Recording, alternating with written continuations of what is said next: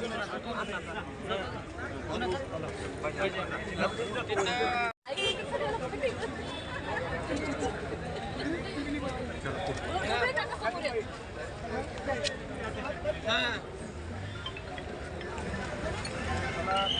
पहिल्यांदा माझ्या तेरगटातील सर्व नागरिकांचे आभार मानते आणि ज्यांनी मला माझ्या पक्षाचा एबी फॉर्म दिला, माझ्या पक्षाचे नेते, राष्ट्रवादी काँग्रेस पार्टी शरदचंद्र पवार पक्षाचे नेते आदरणीय पवार साहेब, कार्याध्यक्ष आदरणीय सुप्रियाताई, आदरणीय जयंत पाटील साहेब आणि आदरणीय शशिकांत शिंदे साहेब, रोहितदादा पवार, माझ्या पक्षाचे जिल्हाध्यक्ष प्रतापभैया पाटील, या सर्वांचे पहिल्यांदा मी आभार मानते की त्यांनी मला माझ्या गावातून पक्षाच्या वतीने अधिकृत उमेदवारी जाहीर केली आणि आज मी फॉर्म भरला.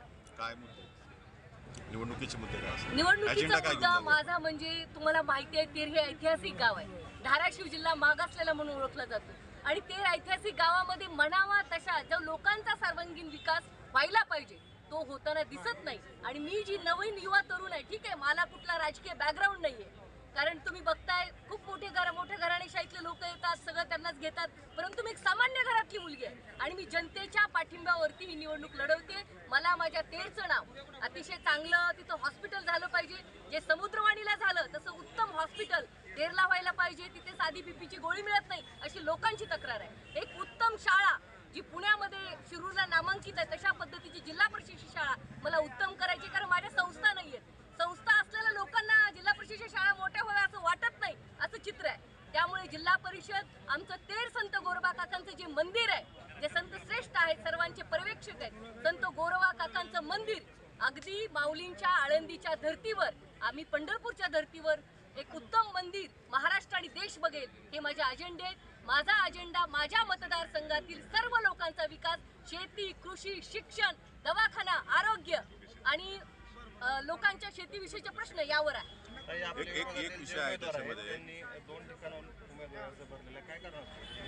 मी असं म्हणेन की 2 अर्ज भरले याचं कारण कदाचित त्या उमेदवाराला कॉन्फिडन्स नसावा आणि दुसरी गोष्ट पक्ष आपल्या खिशात असल्यानंतर असं करतो माणूस. हा विचार खरं तर कार्यकर्त्यांनी करावा. म्हणजे मी कोणाला नावं नाही ठेवत आहे, कुठल्याही पार्टी असेल त्या पार्टीने पहिले त्या भागातल्या त्या गावातल्या उमेदवाराचा विचार करायला पाहिजे.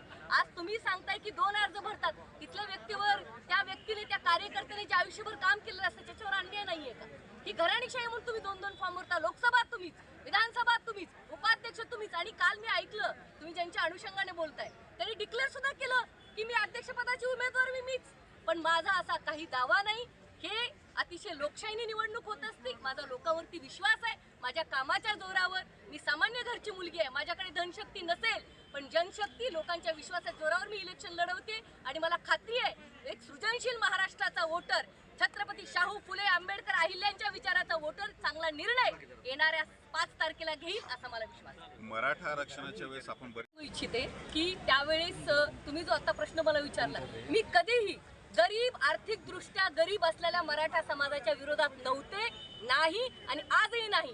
परंतु आज मी क्लिअर करते, जे माननीय आता उमेदवार उभे आहेत, जे लोकसभेला घड्याळाकडून उभे होते आणि जे आता भाजपकडून इकडे उभे आहेत आणि त्यांचे पती भाजपचे आमदार आहेत, असा पक्ष बदलणाऱ्या प्रचंड गर्भश्रीमंत कोट्याधीश लोकांच्या, असा गरिबांचा हक्क हिरावून घेणाऱ्या लोकांच्या विरोधात मी निवडणूक लढवते. मूळ ओबीसी आणि हा मुद्दा, मी जो माझा प्रश्न त्याच्या संबंधित होता, त्यावर काय भूमिका आहे तुमची?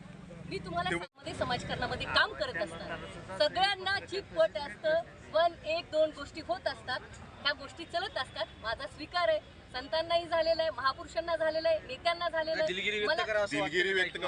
भूमिका काय? माझं असं स्पष्ट मत आहे की मी तेव्हाही माझ्या गरीब मराठा बांधवांची, जे मनोजदादा जरांगे बोलतात त्या गरीब मराठ्यांच्या विरोधात मी कधीही नव्हते. परंतु जे आता उमेदवार उभे आहेत लोकसभेला मी, इकडं मी, तशा लोकांच्या विरोधातली ती माझी भूमिका होती. हे मला महाराष्ट्राला क्लिअर करायचं. डुप्लिकेट ओबीसीचा काय अर्थ?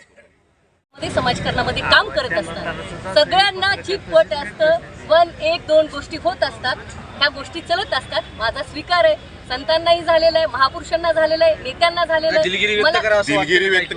भूमिका काय? माझं असं स्पष्ट मत आहे की मी तेव्हाही माझ्या गरीब मराठा बांधवांची, जे मनोजदादा जरांगे बोलतात त्या गरीब मराठ्यांच्या विरोधात मी कधीही नव्हते. परंतु जे आता उमेदवार उभे आहेत लोकसभेला मी, इकडं मी, तशा लोकांच्या विरोधातली ती माझी भूमिका होती. हे मला महाराष्ट्राला क्लिअर करायचं. डुप्लिकेट ओबीसीचा काय अर्थ?